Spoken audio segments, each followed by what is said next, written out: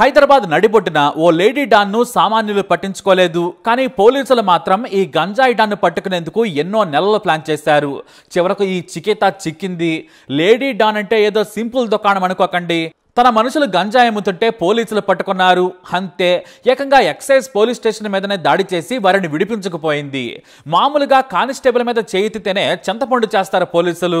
మరి ఏకంగా 20 మంది తన అనుచరులతో పోలీస్ స్టేషన్ మీద దాడి చేసి నానా రచ్చా చేసింది ఈ లేడీ డాన్. ఆమె పేరు అంగూరీభాయ్, అసలు పేరు అరుణాభాయ్. మరి పోలీస్ స్టేషన్ మీద దాడి చేస్తే ఊరుకుంటారా? అక్కడి నుంచి పరారైంది. కానీ ఆమె కోసం వెతుకుతున్నా కూడా పోలీసులకు మాత్రం చెక్కలేదు. చిన్న కిరాణా షాపు నడుపుకునే ఈ అంగూరీబాయ్ ఏకంగా ఫామ్ హౌస్లు, 4 కార్లు, 10 మంది సెక్యూరిటీ, సినిమా రేంజ్ డాన్ లెవెల్కు ఎలా ఎదిగిపోయింది? ఆమె చరిత్ర ఏంటి చూద్దాం. అంగూరీబాయ్ తాత చాలా ఏళ్ల క్రితం బతుకుదెరువు కోసం హైదరాబాద్ వచ్చారు. హైదరాబాద్ దూల్పేటలో సెటిల్ అయ్యారు. డబ్బు సులువుగా సంపాదించేందుకు ఆమె కుటుంబం గుడుంబా కాసేది. ఆ తర్వాత దూల్పేట మీద వరుసగా దాడులు జరుగుతూ ఉండడంతో రహస్యంగా వేరే రాష్ట్రాల నుంచి నాటుసరా తీసుకొచ్చి వ్యాపారం చేసేది అంగూరీబాయ్. ఆ క్రమంలోనే ఆమె పలుమార్లు అరెస్ట్ అయి జైలుకు కూడా వెళ్ళొచ్చింది. అక్కడే ఆమెకు గంజాయి బ్యాచ్ పరిచయం అయింది. గంజాయి అమ్మితే ఎక్కువ లాభం వస్తుందని తెలుసుకుంది. జైల్లోని పరిచయాలతో బయట గంజాయిని తెప్పించి తన కిరాణా షాపులోనే చిన్న చిన్న ప్యాకెట్లుగా మార్చి వ్యసన పరులకు అమ్మేది. మరీ ముఖ్యంగా కూలి పనులు చేసుకునేవారు, తాగుబోతులు, అసాంఘిక పనులు చేసేవారికి అమ్ముతూ ఉండేది.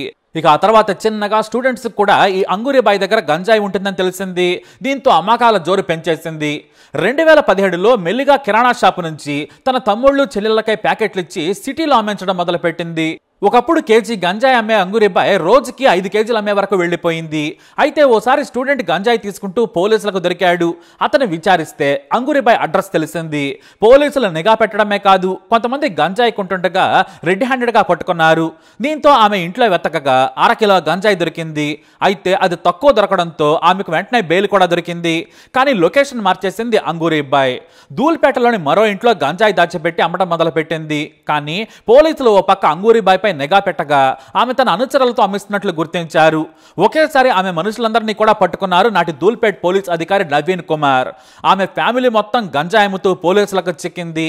కానీ ఆమె తన వాళ్ళని అరెస్ట్ చేస్తారా అంటూ ఏకంగా తన మనుషులతో ఎక్సైజ్ పోలీస్ స్టేషన్ పై దాడి చేసి అందరినీ విడిపించుకుని వెళ్లిపోయింది. దీంతో నవీన్ కుమార్ ఉన్నతాధికారులకు ఫిర్యాదు చేశారు. వెంటనే పోలీసులకు రంగంలోకి దిగారు.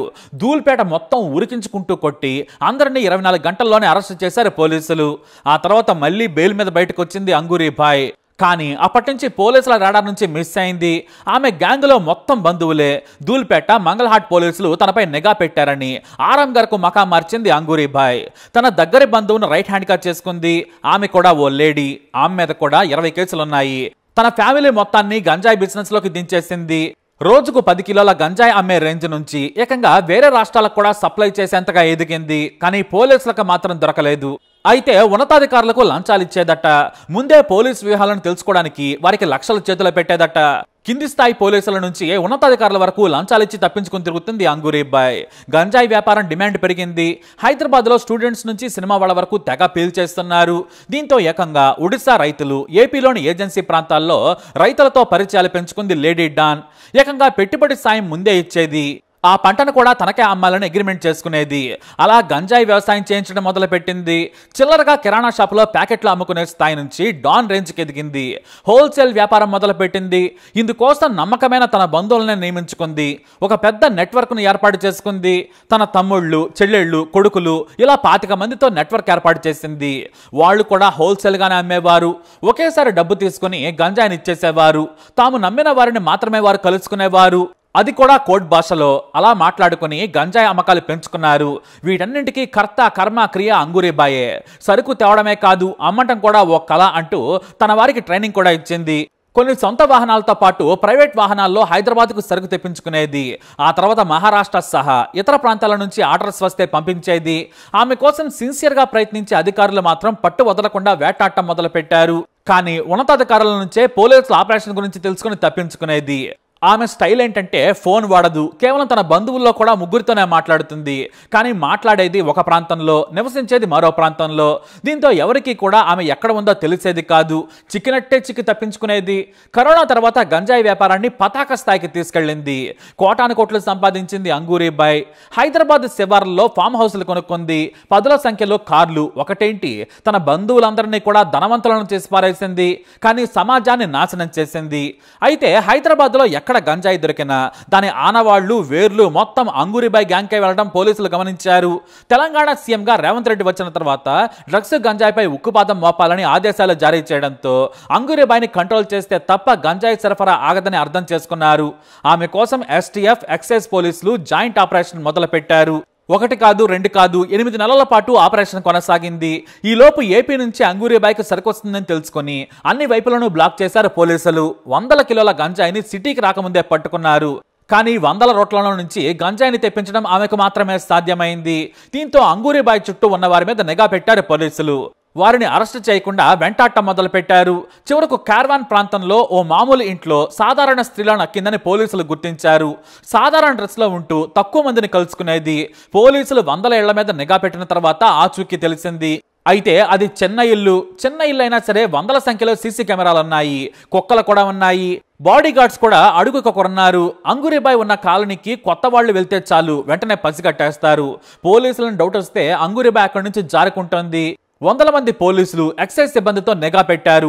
పాతవారైతే గుర్తిస్తారని కొత్త వారితో నిఘా పెట్టించారు పోలీసులు. అయితే తమ సమాచారం అంగూరీబాయ్కి లీక్ అవుతుందని గ్రహించిన అధికారులు ఆమె దారిలోనే వెళ్లారు.